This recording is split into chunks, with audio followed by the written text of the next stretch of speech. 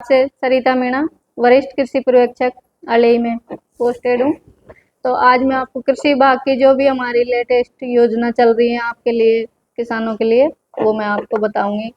तो सरकार हमारी ये चाहती है भाई हमारा किसान पशुपालन भी करे, खेती भी करे, यानी उसकी मिक्स क्रॉपिंग करके और आमदनी बढ़े किसान की कैसे भी करके। तो उसके लिए अभी हमारी जो योजना चल रही है, नमसा योजना कृषि विभाग में चल रही है।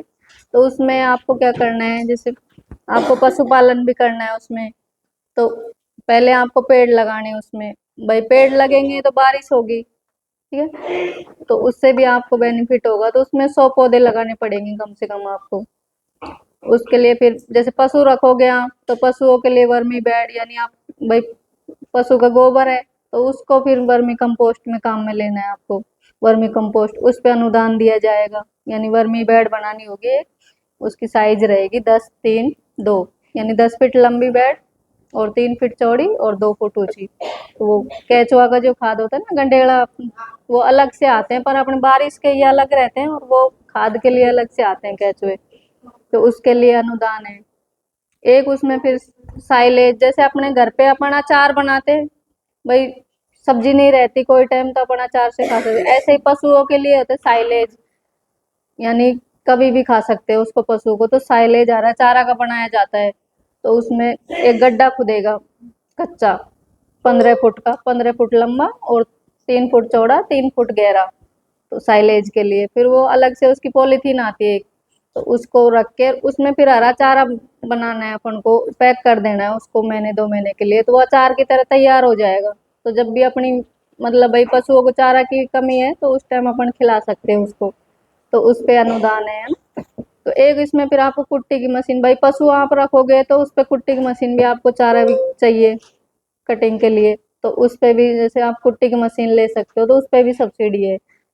तो ये 4 एक्टिविटी आपको करनी है। कुट्टी की मशीन लेनी है उसमें, और एक वर्मी कंपोस्ट का बनाना है केचुआ की खाद बनाने के लिए। उसमें आपको कुछ नहीं करना, शाम की मतलब ठंडा हो जाए गोबर, एक साइड में रख दिया, सुबह उसमें डाल दिया और उसमें केचुए डाल दिए। जैसे एक बेड है 10 फुट की आपकी बेड है, तो उसमें एक बार डाल दो आप 8-10 किलो केचुए, फिर वही खाद बनाते रहेंगे। बस समय समय पर उसमें पानी का छिड़काव करना है और आपको छाया रखनी है उसमें, और ज्यादा इतना कोई ध्यान रखने की वो नहीं है उसमें। तो उससे वो 2 महीने में खाद तैयार हो जाएगा आपका बन के। जैसे वो तैयार हो जाता है उसको निकाल लो, कट्टों में भर लो और दोबारा चालू कर दो उस बेड को। बस आपको बनाते रहना है। तो आपको जो भी मार्केट से खाद आ रहे हैं इनकी आवश्यकता नहीं पड़ेगी। अब देख रहे हो डीएपी अब शॉर्टेज चलेगी, आपको 1350 कट्टा आप 2-2 हज़ार में भी लेके आओगे, है ना। तो वो जरूरत नहीं है, आपको घर पे ही बनाओ, अपना वर्मी कंपोस्ट तैयार करो। कि खाद को आप वैसे वेस्टेज कर रहे हो, और जब भी गड्ढा डालो आप गोबर का तो उसको खुदाई करके डलवाओ। ऐसे आप रोड के पास में डाले आओ, कहीं भी डाला तो उसकी गैस जो होती है ना वो सारी निकल जाती है, वो खाद कोई काम का नहीं रहता। अपना खाद जो भी डालो तो उसको मतलब अच्छा सड़ा हुआ खाद भी भाई खेत में जाना चाहिए। क्योंकि जो दीमक की जो समस्या रह रही है, आप ये बता रहे हो सफेद लटकी, ये ज्यादातर अपने गोबर का जो रेवड़ा का खाद है इसी से हो रही है ज्यादा समस्या। तो कच्चा गोबर तो बिल्कुल दिखाना नहीं है खेत में, ठीक है ना। तो ये सब जो आप इसकी करोगे ना, इसमें पौधे लगाओगे, जैसे 100 पौधे लगाओगे, एक कुट्टी की मशीन लोगे, एक ये बेड बनाओगे केचुआ वाली, एक खड्डा खुदेगा, और 1-2 आइटम और मिलेंगे इसमें आपको। तो इसमें आपको 30,000 रुपये का अनुदान देगी सरकार। भाई ये सब कुछ काम आप करके दोगे हमें। जैसे अभी नाम लिखवा दिया आपने, भाई मैं करूंगा ये काम, ये क्या 40 किसानों के लिए है, पर उसके पास 2 बीघा कम से कम जमीन होनी चाहिए इस स्कीम के लिए। आपके सास ससुर किसी के भी नाम हो सके जमीन, तो उसके लिए 30,000 तक सरकार देगी इस पे छूट। तो जैसे आप कुट्टी की मशीन लिया है तो उसका बिल दे दिया, पेड़ लिया है उसके बिल दे दिए हमें, और जो आप बेड बनाओगे वर्मी बेड उसका बिल लगेगा, कच्चा गड्ढा जो बनाओगे उसके, वो सब चीज के बिल वाउचर लग के, और वो पेमेंट आपके जो भी आपके फाइल लगी है किसके नाम उसके खाते में आ जाएंगे। तो इस पे आप अनुदान ले सको 30,000 को। तो 30,000 कोई कम नहीं है। और आपको चाहिए कुट्टी की मशीन तो सबको ही चाहिए, है ना। तो ये योजना को आप फायदा ले सको, ठीक है।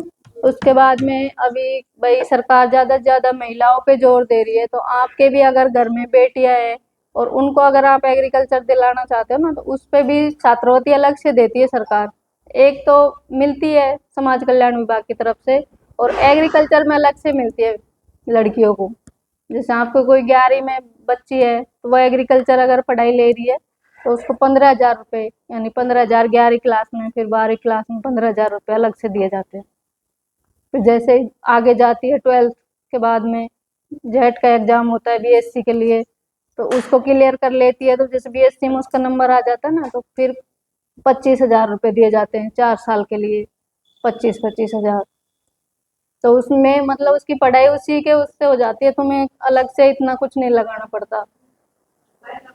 फिर उसके बाद में एमएससी होती है, तो एमएससी में जाती है तो भी उसको 25,000 रुपये मिलते हैं 2 साल के लिए। फिर पीएचडी होती है, उसमें 40,000 रुपये दिए जाते हैं।